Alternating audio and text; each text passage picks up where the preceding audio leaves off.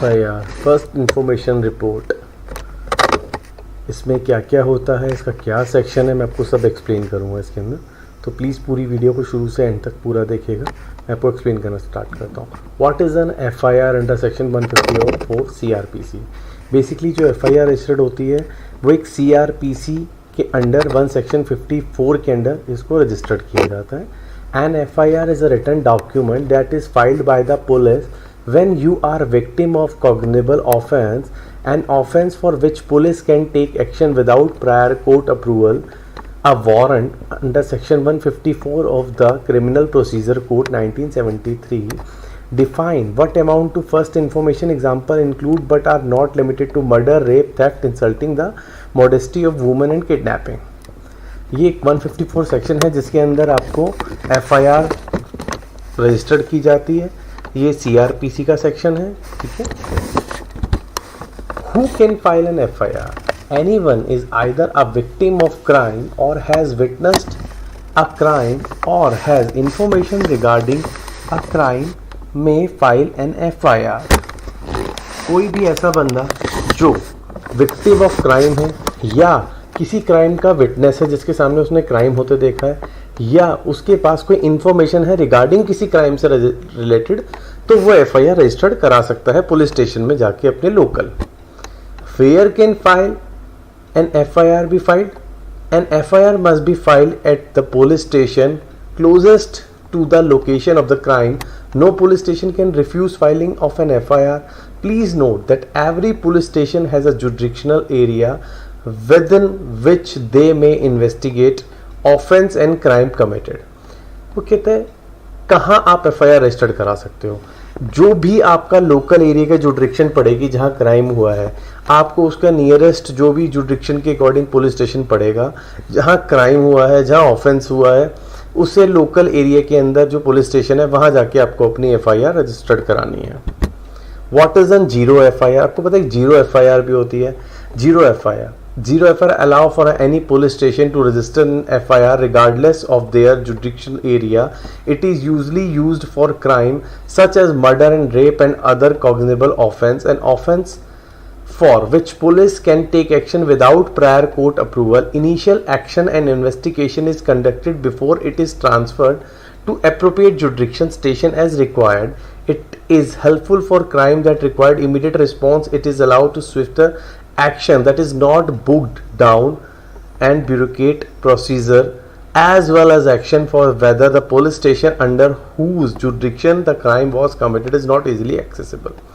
Let's say आप कहीं जा रहे हैं, ठीक है, जो भी कोई पर्सन है जा रहा है, उसके साथ कोई क्राइम हो गया। लेट्स से इन्होंने एक्सप्लेन भी किया इसके अंदर हम लोगों ने कि कोई कॉग्निजेबल ऑफेंस, कोई मर्डर हुआ, कोई रेप हुआ, कोई भी ऐसी एक्टिविटी हुई जो बहुत हीनियस क्राइम था और कोई क्राइम हुआ। अब आप सोचो कि आप एक लोकल एरिया के अंदर गए, A लोकेशन पे आपको देखा कोई क्राइम हुआ है, अब आप थोड़ा आगे चल के B लोकेशन आ गई, अब वो पुलिस स्टेशन में आप रिपोर्ट लिखवाने गए, पुलिस स्टेशन कहता है नहीं वो तो A एरिया की जुडिक्शन पड़ती है और हम B में, तो हम FIR नहीं लिखेंगे। ऐसा नहीं होता।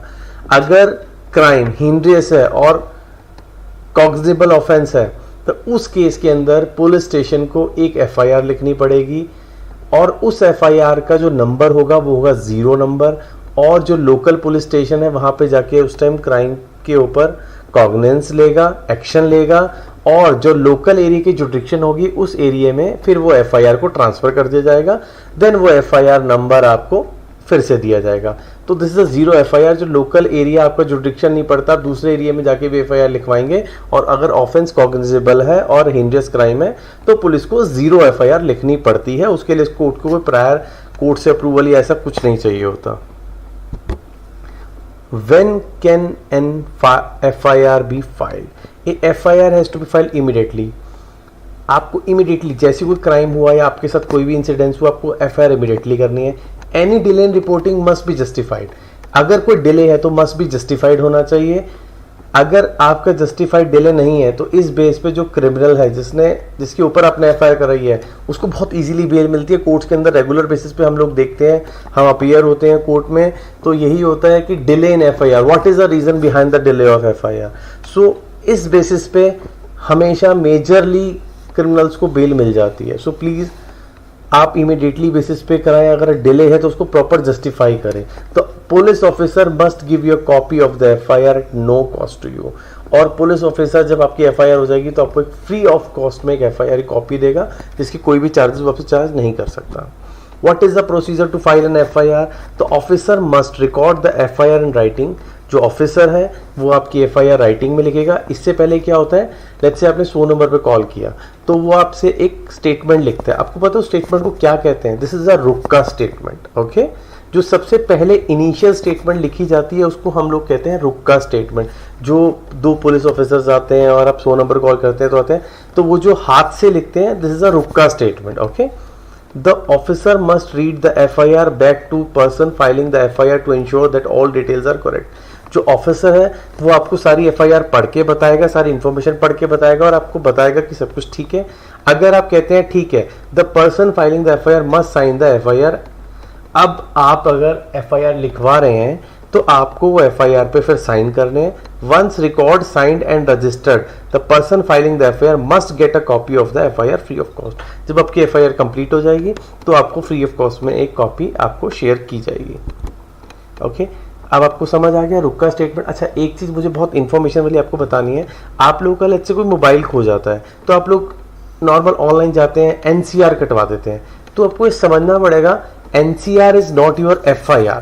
ओके, NCR क्या होता है? जो छोटे मोटे क्राइम्स होते हैं जिनमें सेटलमेंट का बहुत इजीली ग्राउंड होता है और पुलिस के पास टाइम होता है, वो 3 महीने के अंदर उसको रिपोर्ट सबमिट करके उसको क्लोजर डाल सकते हैं।